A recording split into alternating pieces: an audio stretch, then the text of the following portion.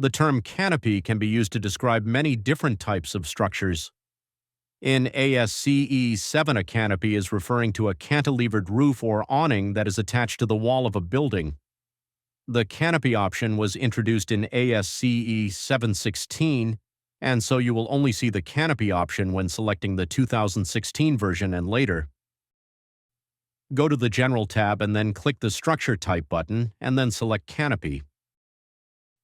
We must now select the MWFRS method.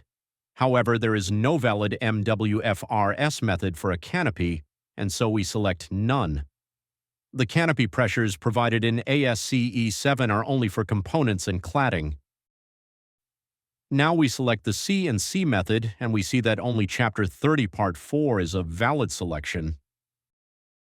Now we go on to the Canopy tab, and we see that there are not many inputs. The height being referred to is the mean roof height for the building to which the canopy is being attached. Next, we specify the eave height, and again this is referring to the eave height for the building to which the canopy is attached.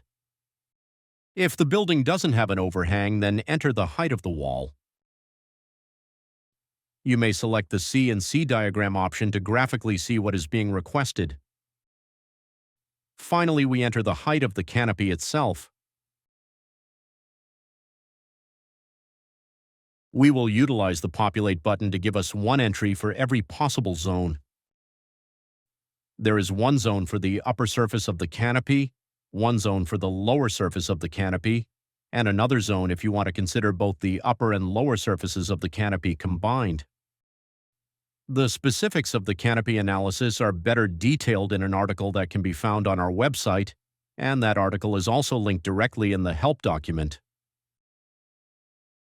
Now we click the Perform analysis, and you can see the component and cladding pressures in the output.